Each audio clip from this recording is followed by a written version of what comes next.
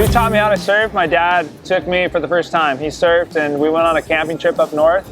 And yeah, that was the first time I surfed. I think I was 5 years old, 5 or 6.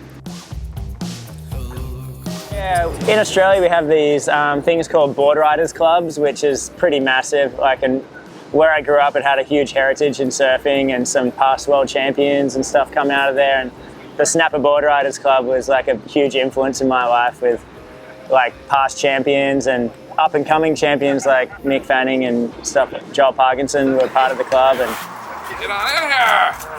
Check what I got. This is like Knox inspired. Channel in it. I like it.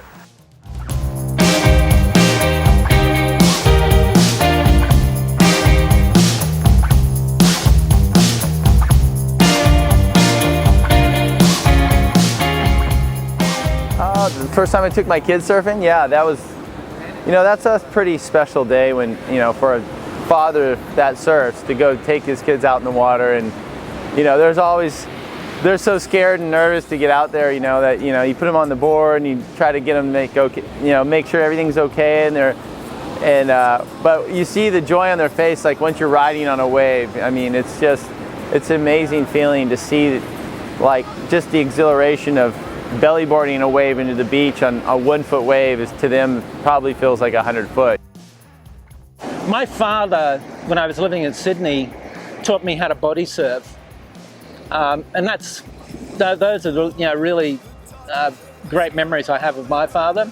Taught me how to hand plane, and I started, then I got onto a kneeboard with other older friends of my brothers, and then I started borrowing boards. So we always spent all of our time, free time, at the beach. Yeah, the bond surfing that brings to the boys is just something that you don't know. And there's an old cliche that's only a surfer knows the feeling, but that's such a true statement. I mean, you're out in the ocean, like there is already proven positive effects of being here on the beach with the negative ions and the serotonin and the vitamin D from the sun. All of these things turn out like this is one of the healthiest places in the world you can be. Because we don't want to just surf until we're 50, like we want to surf until we're 80, or maybe longer, I don't know. It was a lot different, I think, in the 80s for the guys. They were quitting so early. Like it wasn't until like Kerr and Aki came along and really just showed us, gave the industry standard the middle finger and just said, like, 32 is really not that old. for the mental health side of surfing, like just something about getting in the water, disconnecting with everything that's on land, and it's so therapeutic. Like I know no matter what's going on in my life, any issues, any problems, if I go surfing, you can put it all to the side and just every wave you ride, it just clears your mind more and more. Once you have kids, you're in. Like, you gotta you gotta stick around. You gotta make sure you're around to make sure that they get through. To a certain point at least. You don't want to. You want to be there for them. You really want to, because when like when you're a teenager and when you're like in that 12 to 13, all the way until you're maybe in your 20s, you kind of bounce so much off your parents. And I know I do, and my parents to this day still help me a lot. At 63 years of age, like I feel like I'm in my 30s or something. Like I feel fit. I feel like I can tackle big waves. I feel confident. I feel stoked. I'm happy with my wife. I'm happy with my kids.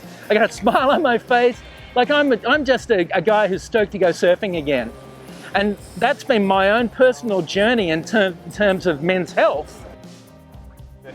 I found out about Movember through the mustache guys growing mustaches and asking about it, and then I did a little research, and then with my grandfather, and so like, wow, this is really cool because his death could have been prevented, and I think a lot of it was due to a lack of knowledge or a lack of staying on top of his health. It was always the handlebars. That's been my MO from the very first time I did Movember. Everyone was kind of doing their own little styles, and I noticed that that for me, that really resonated because of my dad used to have this style. So I never thought I would have it, but now I love it. I don't know the terms for the mustache styles. I just noticed that most guys that have mustaches look very fascinating. Like, I'm like, who is that guy? I want to talk to him. Like, what's his deal? It could be like an old grandpa, or like, they just look fascinating to me. Like, he's either a rock star or he's like some sort of adult film highlight reel. I don't know. I'd like to get something that can get some little twists on the end. That'd be like pretty cool. Look at these marks. Yeah, like a business stash, like the 1930s business stash would be pretty sweet. I think having a mustache makes you better at everything. That is making it into the edit.